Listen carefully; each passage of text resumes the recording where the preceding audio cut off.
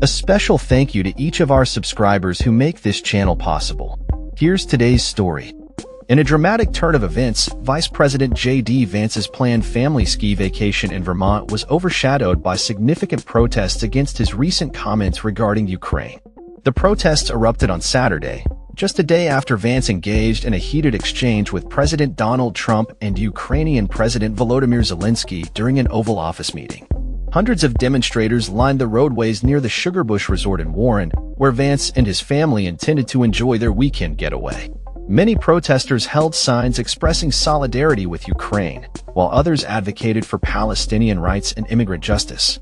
The demonstrations unfolded at various locations, particularly along Route 100 in Waitsfield, energizing participants who were already prepared to voice their discontent. The protests were reportedly fueled by Vance's comments during the Oval Office meeting, where he criticized Zelensky for challenging Trump's assertion that Russian President Vladimir Putin could be trusted. Ski Russia because JD Vance has no friends in Vermont, but he's got lots of friends in Russia, so he should go there for vacation, declared Tekla Van Hoven of Waterbury, addressing the media. Vance and his family had arrived in Vermont prior to the weekend, with intentions to ski at the popular Sugarbush Resort. While a few demonstrators made their way to the resort itself, resort spokesman John Bleck confirmed that the protest remained peaceful and non-disruptive throughout the day. There were a handful of protesters at the resort throughout the day, but all were peaceful and none were disruptive, Bleck stated in an email. He declined to comment further, directing inquiries to the White House. Efforts to reach White House officials for comments were met with silence on Sunday. In an effort to mitigate tensions, Republican Governor Phil Scott issued a statement welcoming Vance and his family to Vermont, urging residents to do the same despite political differences.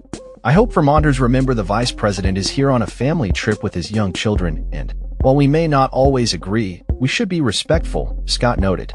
Interestingly, a smaller group of supporters for Vance and Trump also organized a counter-protest rally to welcome the vice president. The events unfolded as Vance and Zelensky's exchange in the Oval Office had already drawn significant media attention, with Zelensky expressing skepticism about Russia's commitment to peace negotiations. The Ukrainian president highlighted the challenges faced by his country, stating, "But after that, Putin broke the ceasefire. He killed our people, and he didn't exchange prisoners." What kind of diplomacy, JD, are you asking me about? Vance's remarks, which appeared to dismiss Zelensky's concerns, sparked outrage among many who felt that the vice president was undermining Ukraine's struggle against Russian aggression. As the protests unfolded, the atmosphere in Vermont reflected a growing divide over U.S. foreign policy and the ongoing conflict in Ukraine. With tensions running high, the situation remains fluid as protesters continue to voice their opinions on Vance's controversial stance.